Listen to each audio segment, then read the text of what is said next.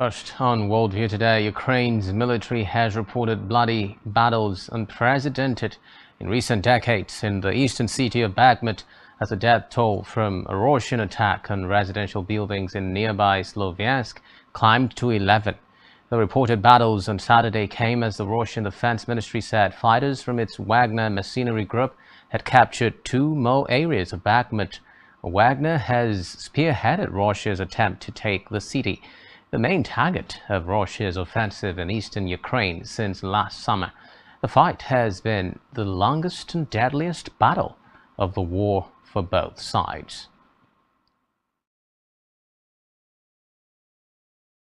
Meanwhile, Slovakia has become the third European country to pause imports of some Ukrainian agricultural products amid fears a glut is pushing prices down and imperiling farmers in European countries as Hungary has threatened to extend a grain ban. Sándor Farkas, the Hungarian agriculture minister, said that if the European Union does not take sufficient action to protect Hungarian farmers, Budapest might halt imports beyond June.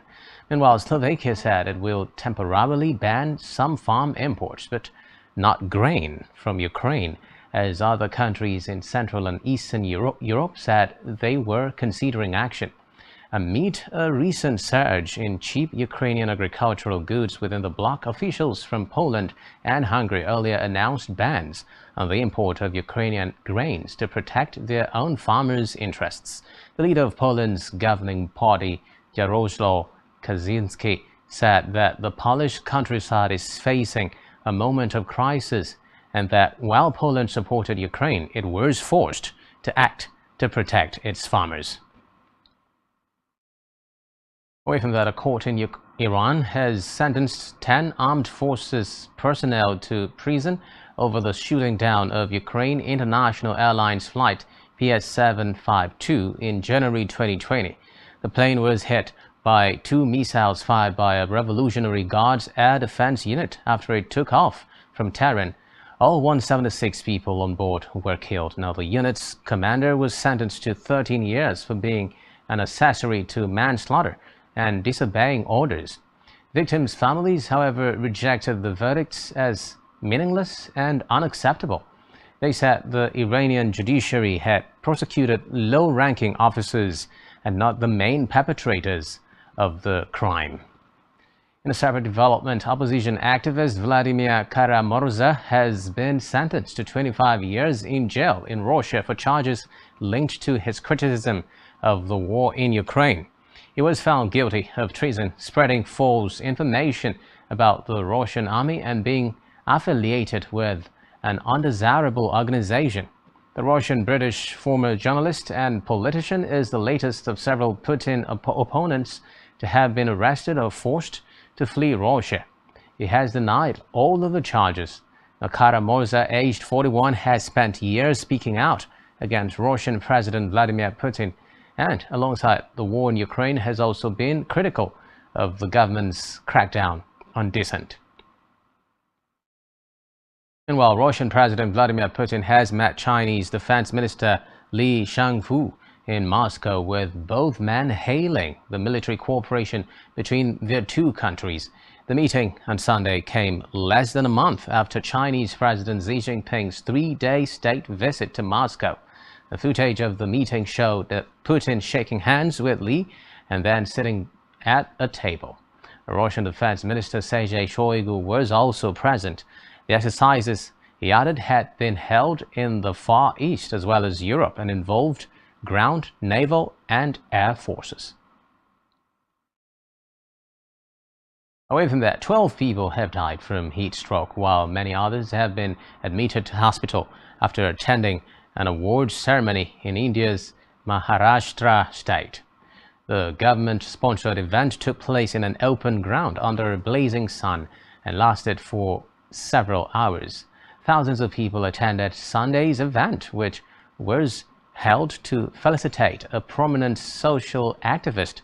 Many people complained of dehydration and other heat-related ailments after attending the function. Navi Mumbai, a city close to financial hub Mumbai, where the event was held, recorded a maximum temperature of 38 degrees Celsius on Sunday. Health experts have advised people to stay out of the sun during the peak heat hours of 11 a.m. through 4 p.m., especially during April, which is considered to be one of the hottest months in India. Now, photos of the event show thousands sitting directly under the sun with no roof or covering providing any kind of shelter. Meanwhile, a former member of India's parliament convicted of kidnapping has been shot dead on live TV along with his brother while in police custody in the northern city of Prayagraj, raising questions about rule of law in the state of Uttar Pradesh. Authorities said the gunmen, who appeared to have posed as journalists, fired multiple shots at Atiq Ahmed and former state legislator Ashraf Ahmed on Saturday as they were being taken in handcuffs to hospital by police for a medical checkup. 3 suspects quickly surrendered to the police after the shooting, with at least one of them chanting Jai Shri Ram, or Hail Lord Ram, a slogan that has become a battle cry for Hindu nationalists in their campaign against Muslims. The 2 victims were from India's Muslim minority.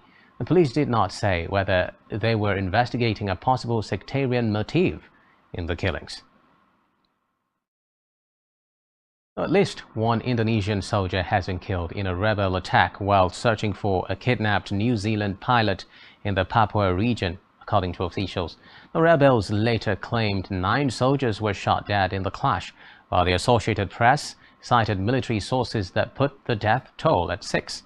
The troops were part of a detachment sent to locate Philip Mertens, who was taken hostage in February. The Papua rebels have been seeking independence from Jakarta for decades. The Indonesian troops were attacked on Sunday while searching for Mertens near a separatist stronghold in the mountainous Nduga district. According to the military, the gunman shot a soldier who fell into a 15-m deep ravine, then launched a second attack while troops were recovering the body, First Admiral Julius Wijonjono told reporters. Away from that, a United States warship has sailed through the Taiwan Strait in what the country's Navy described as a routine transit just days after China ended its latest war games around the island.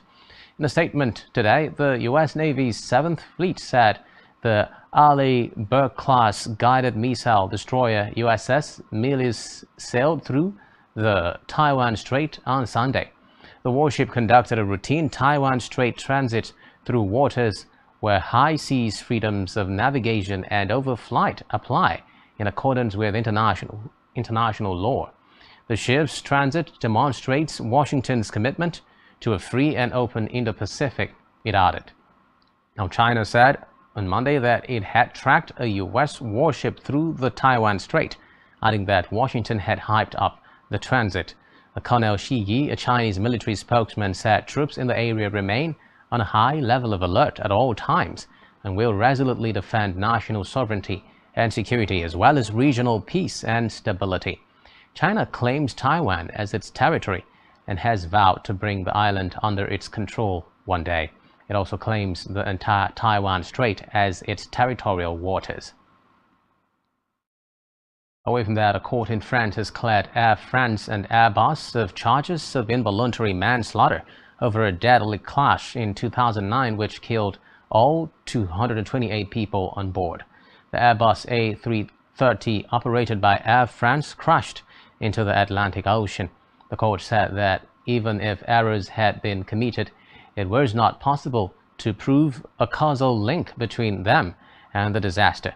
The ruling follows a public trial brought by relatives of the victims. The relatives of the victims appeared stunned when the verdict was read out, standing up and then sitting down again. According to media, it was the first trial for corporate involuntary manslaughter to be held in France. Air France and Airbus had always denied the charges, but for which they were facing a maximum fine of €225,000. The company said pilot error was to blame for the crash. The investigation revealed that the plane had encountered a high-altitude thunderstorm hours after departing from Rio de Janeiro. After the break, Yemeni rebels and government forces free scores of prisoners, including a woman, on the last of a three-day exchange of more than 800 detainees, boosting hopes of ending their protracted war. So stay with us for details on this and more right after the break.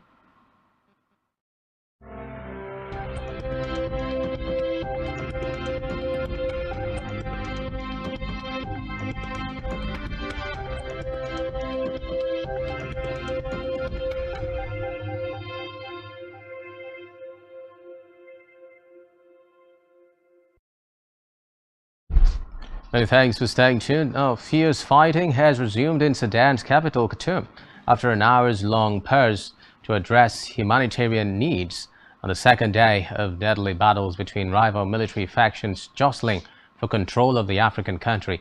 The clashes between Sudan's army and the paramilitary Rapid Support Forces (RSF) have killed at least 97 civilians by the end of Sunday, according to a doctors' group, sparking an international outcry and regional concern, including border closures by neighbors Egypt and Chad.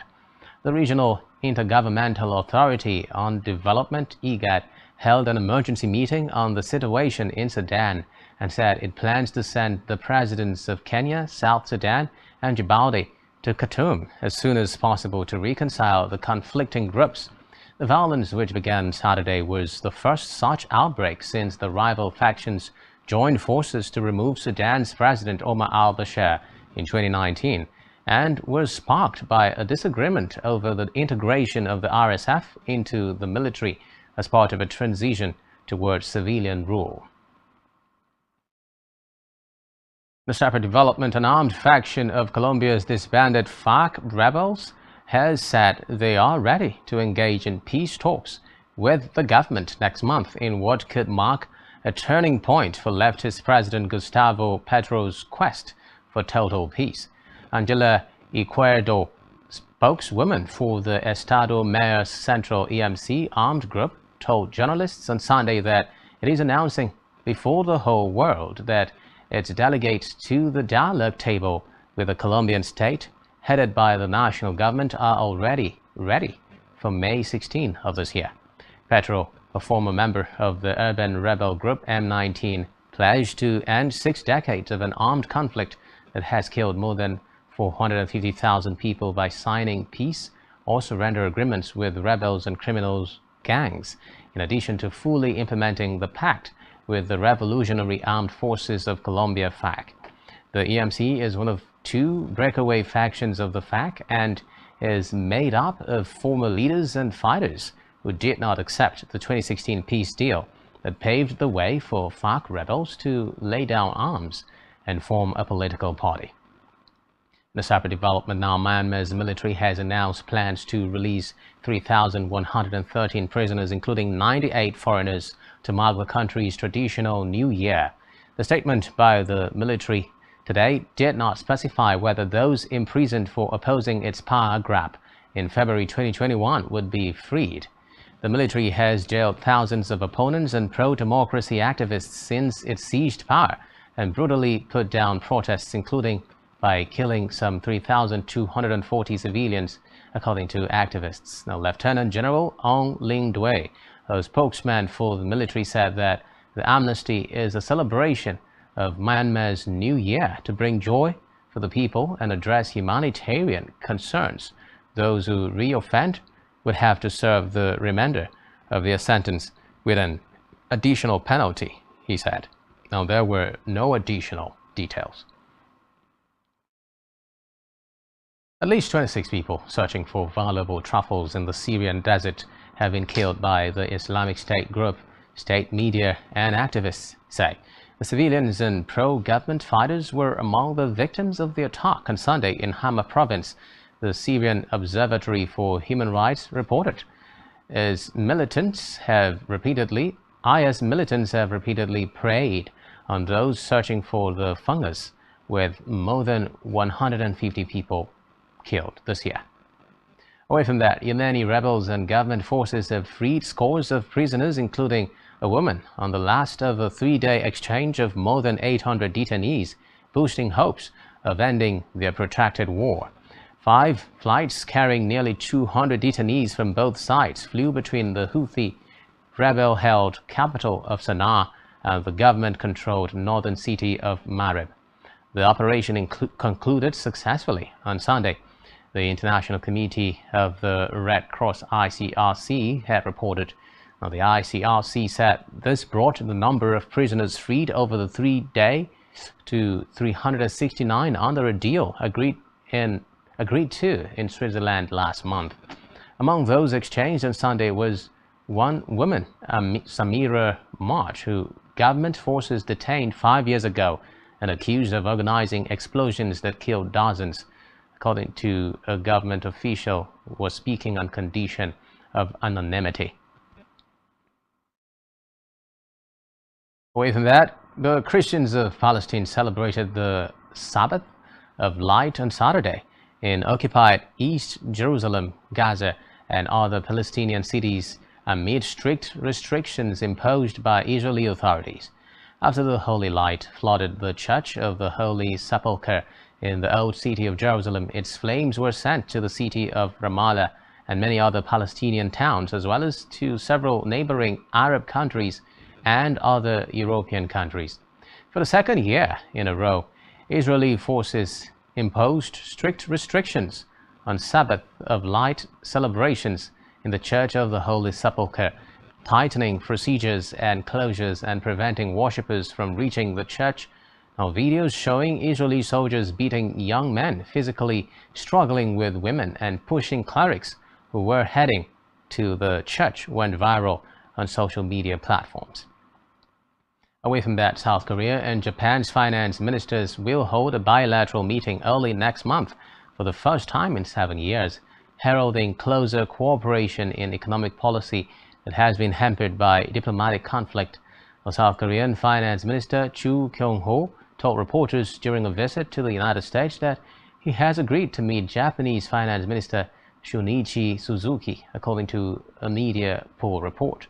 Now, Chu said they will meet on the sidelines of the Asian Development Bank (ADB) annual meetings due to be held on May 2 through 5 in Incheon, South Korea, although other details have yet to be decided. The regular annual meetings between the two countries' finance ministers have been suspended since 2016 due to disputes over wartime history. Last month, at a summit between South Korea's Yoon Suk-yeol and Japan's Fumio Kishida, the two neighbors promised to put aside their difficult shared history and said they would work together to counter regional security challenges. Financial markets will likely pay close attention to whether the finance ministers will discuss resuming a bilateral currency swap arrangement, one that had served as a backstop against any potential currency crisis, but which expired in February 2015. The International Monetary Fund wants Egypt to enact more of the reforms that Cairo has committed to before it conducts the first review of the country's $3 billion rescue package, Bloomberg News has reported. Now, the Washington-based lender wants Cairo to privatize certain state assets and allow flexibility in the Egyptian pound to make sure the review is successful. Bloomberg reported on Sunday, citing unnamed people familiar with the matter. The IMF Managing Director Kristalina Georgieva said last week that the fund was preparing to carry out the review, but did not say when it might take place. Egypt is required to pass the review to access the second tranche of its loan, worth about $300 billion in the United States, according to police and media reports. The gunman attack in the small town of Dadaville in the southern U.S. state of Alabama took place late on Saturday night, according to authorities. There was no official word on what led to the violence. But during two news conferences on Sunday, Sergeant Jeremy Burkett of the Alabama Law Enforcement Agency did not take questions. He did not say if a suspect was in custody or if investigators knew about any motivation. He did not provide the names of those killed. Away from that, acclaimed jazz pianist, composer, and band leader Ahmad Jamal has died, aged 92. This is according to an announcement by his wife. The cause was prostate cancer, according to his daughter Somaya Jamal. Ahmed Jamal was a lifelong friend of jazz icon Miles Davis and influenced a generation of musicians. He was known for a sparse playing style, often placing silence between notes, and critics hailed his less is more dynamics. Jamal, who called jazz American classical music, said during his life that he liked to honor what he described as the spaces in the music. He started his 7-decade jazz career as a teenager in the bebop age of virtuosic showmanship, but his style evolved rapidly. His laid-back approach quickly became influential, and commercial success followed with his 1958 album At the Pershing, but Not For Me, one of the best-selling instrumental records of its time.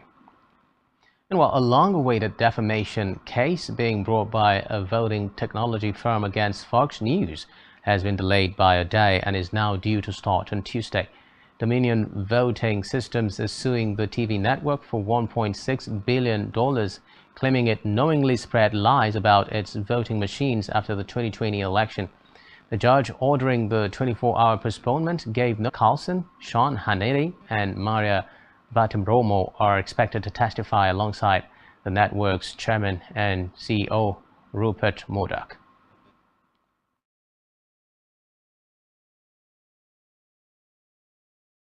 And with that, we wrap up our package for you on Worldview today. Do ensure to follow us on social media and subscribe to our YouTube channel, all of which you can find on our website, spectrumtv.ng.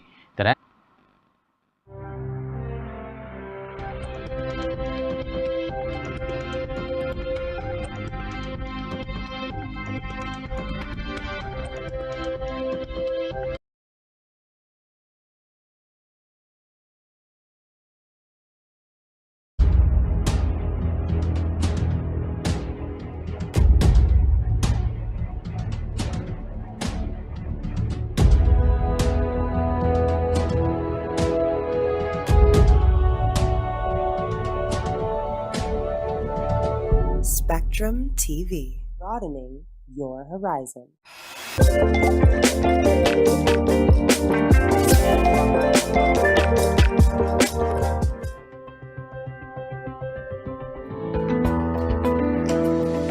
These are pitched on a platform that gives you the added advantage over your competitors. For your desired return on investment and so much more, advertise on Spectrum Television, on StarTime's DTH Channel 421 and on free-to-air with a frequency of 12733. Spectrum Television, broadening your horizon.